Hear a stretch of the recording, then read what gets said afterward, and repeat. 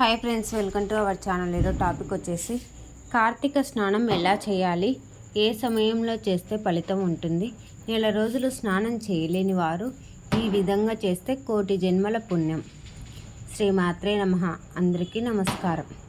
2023 November 14 నుండి కార్తీక మాసం ప్రారంభమవుతుంది. మాసాలలో అత్యుత్తమైన మాసం ఏది అంటే కార్తీక మాసం అనే చెప్పాలి. ఈ మాసాలలో దేవాలయాలలో కానీ గృహాల్లో కానీ భక్తి భావం వెల్లివిరిసేది కార్తీక మాసంలోనే అని అనడంలో సందేహమే లేదు. దీపావళి రోజున సంబరాలు ఆకాశంలో అంటడంతో కార్తీక మాసానికి ఆహ్వానం పలికినట్టే అవుతుంది. శివకేశవులు ఇద్దరు అత్యంత ప్రాధాన్యత పూజించబడే మాసం కార్తీక మాసం. రోజు చంద్రుడు ఏ నక్షత్రానికి దగ్గరగా ఉంటాడో ఆ నక్షత్రం పేరుతో తెలుగు మాసం పిలువబడుతుంది. చంద్రుడు పూర్ణిమ రోజున కృత్తిక నక్షత్రానికి దగ్గరగా ఉంటాడు కాబట్టి ఈ మాసానికి కార్తీక మాసం అని పేరు వచ్చింది. కార్తీక మాసంలో కృత్తిక నక్షత్రం సూర్యోదయానికి ముందే అంటే తెల్లవారుజామున సూర్యోదయానికి ముందే కనిపిస్తాయి. కార్తీక మాసంలో అత్యంత పండగలే కనిపిస్తాయి. బలిపాండమి, భగిని, అష్టభోజనము, నాగుల చవితి, ఉద్యాన ఏకాదశి, కార్తీక పౌర్ణమి, ద్వాదశి మరియు కార్తీక సోమవారం ఇలా అన్ని పండగ దినములే. కార్తీక మాసాన్ని మించిన మాసము, వేదాన్ని మించిన శాస్త్రము, ఆరోగ్యాన్ని మించిన ఉత్సాహము, పరమేశ్వరుని మించిన దైవం లేవని మన శాస్త్రాలు చెప్తున్నాయి. కార్తీక మాసంలో ప్రధానంగా చేయవలసింది స్నానం. అదేంటి, మనం 10 రోజు స్నానం చేస్తాం కదా అని సందేహం రావచ్చు. మనం రోజు చేసే స్నానానికి కార్తీక మాసంలో చేసే స్నానానికి చాలా తేడా ఉంది. ఎవరైతే కార్తీక మాసంలో 30 రోజులు నదీ స్నానం చేస్తారా వారందరికీ కూడా శ్రీ మహావిష్ణువు యొక్క అనుగ్రహం కలుగుతుంది. మరి ఇంతకీ కార్తీక స్నానం ఎలా చేయాలి, ఏ సమయంలో చేయాలి, నెల రోజులు స్నానం చేయలేని వారు ఏం చేస్తే కోటి జన్మల మహాపుణ్యం కలుగుతుంది అనే విషయాలన్నిటినీ కూడా ఈరోజు మనం ఈ వీడియోలో తెలుసుకుందాం. అంతకన్నా ముందు మన ఛానల్ని మీరు ఫస్ట్ టైం కనుక చూసినట్లయితే మన ఛానల్ని సబ్స్క్రైబ్ చేసుకోండి. అలాగే ఈ వీడియోకి ఒక లైక్ చేయండి. మీ యొక్క లైక్ మాకు ఎంతో సపోర్ట్ చేస్తుంది. ముందుగా కార్తీక స్నానం ఎలా చేయాలి అంటే, కార్తీక మాసంలో స్నానం చేసేవారు ఉదయం నిద్రలేచి సూర్యుడు తులారాశిలో ఉన్నప్పుడే స్నానం చేయాలి. అలాగే కార్తీక మాసంలో దిగంబరంగా స్నానం చేయకూడదు, వస్త్రాలతో స్నానం చేయాలి. ఇది ముఖ్యంగా గుర్తుపెట్టుకోవాల్సిన విషయం. అలాగే స్నానం చేసే సమయంలో శివ శివ అనుకుంటూ లేదా హరినామ స్మరణతో స్నానం చేయాలి. ఈ కార్తీక మాసంలో స్నానం చేసేటప్పుడు సంకల్పం చెప్పుకొని స్నానం చేయాలి. నేను ఈ కార్తీక మాసంలో స్నానం చేస్తున్నాను, ఆ పరమేశ్వరుడు లేదా ఆ పార్వతీదేవి లేదా ఆ విష్ణుమూర్తి మీకు ఏ దైవం అయితే ఇష్టమో ఆ దైవాన్ని తలుచుకొని నన్ను అనుగ్రహించు కనుక అని కార్తీక స్నానం చేయాలి. కార్తీక మాసంలో మనకు స్నానం చేయడానికి ఉపయోగపడేవి నదులు, కాలువలు, చెరువులు, బావులు ఇవి ఏమీ దగ్గరలో లేకపోతే బకెట్ నీళ్లతో నీళ్ళని రాత్రంతా వెన్నెలలో ఉంచి స్నానం ఇలా చేస్తే నది స్నానం చేసినంత పుణ్యం వస్తుంది, అంత ఫలితం దక్కుతుందని పెద్దల వాక్కు. ఇక కార్తీక స్నానం ఏ సమయంలో చేయాలి అనే విషయానికి వస్తే, ఈ కార్తీక మాసం అంతా వెన్నెలల్లో అమృతం నిండి ఉంటుంది. అమృతాన్ని నీరు మాత్రమే గ్రహించగలుగుతుంది. కాబట్టి ఈ కార్తీక మాసంలో వీలైనంత వరకు నదులలో, కాలువలలో, చెరువులలో స్నానం చేయడం చాలా శ్రేష్టం. తులారాశి గదే సూర్య గంగా త్రైలోక పావని సర్వాంత్ర ద్రావరూపని సంపూర్ణే భగవతే దాత ఈ శ్లోకాన్ని చెప్పుకొని స్నానం చేస్తే ఫలితం సంపూర్ణంగా దక్కుతుంది.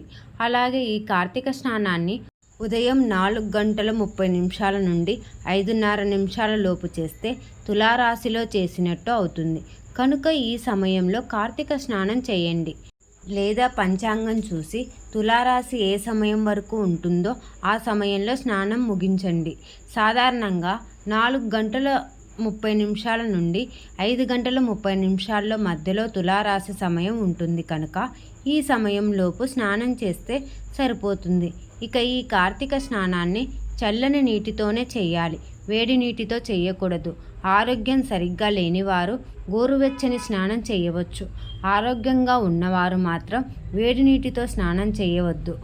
అలా చేస్తే సర్వ పాపాలను పొందినవారు అవుతారు.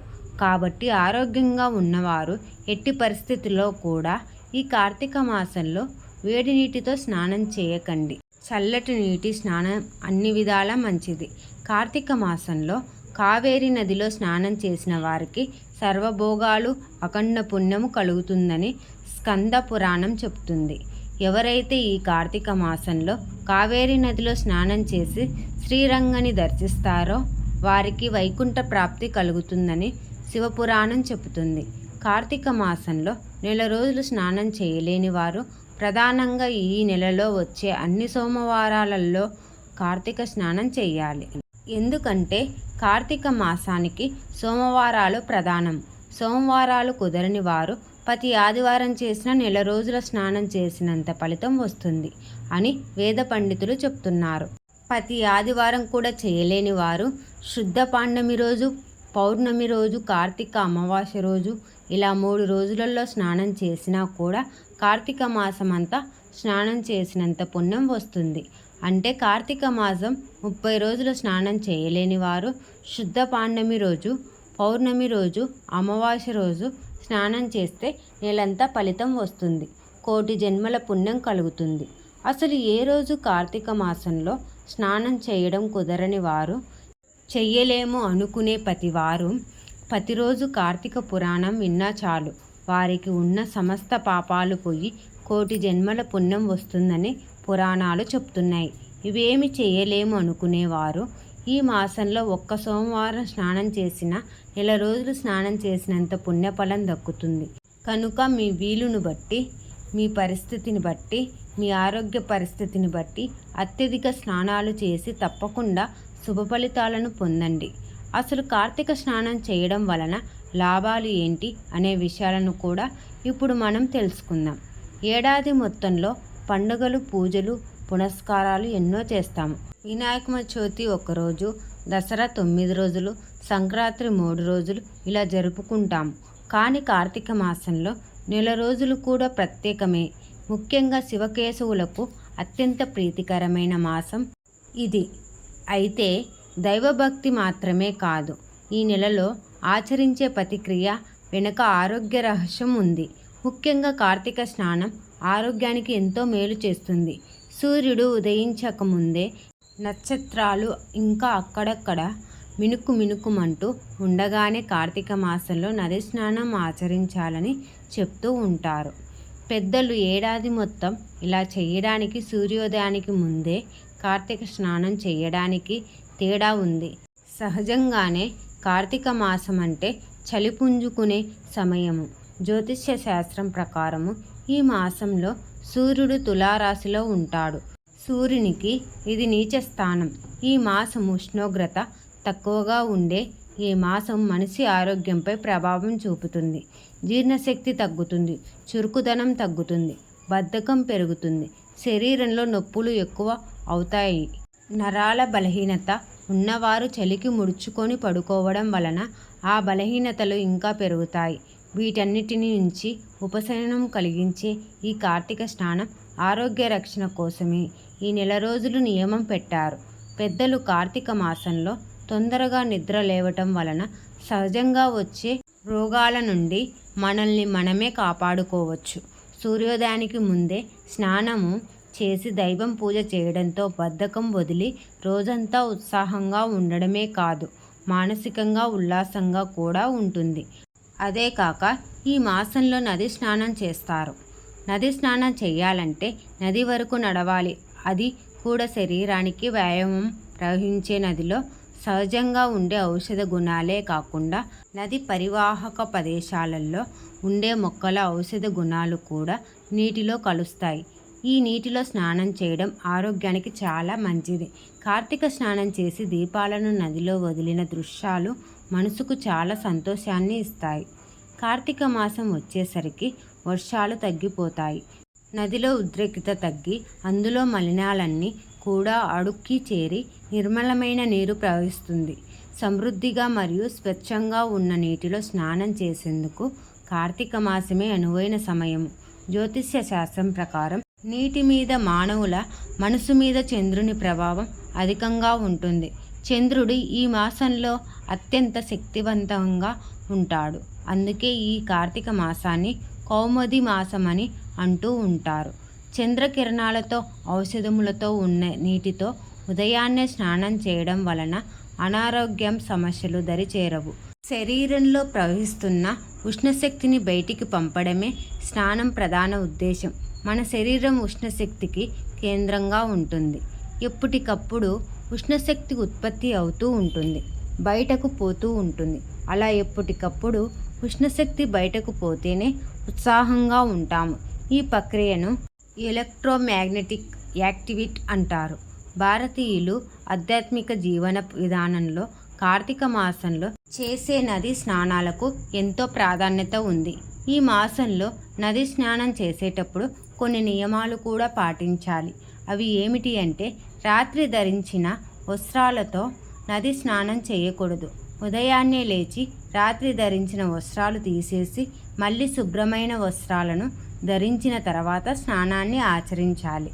కార్తీక మాసంలో నది స్నానం చేయడం కుదరని వారు రాత్రి వెన్నెలల్లో ఒక బకెట్ నీళ్లు ఉంచి ఉదయాన్నే స్నానం చేయండి.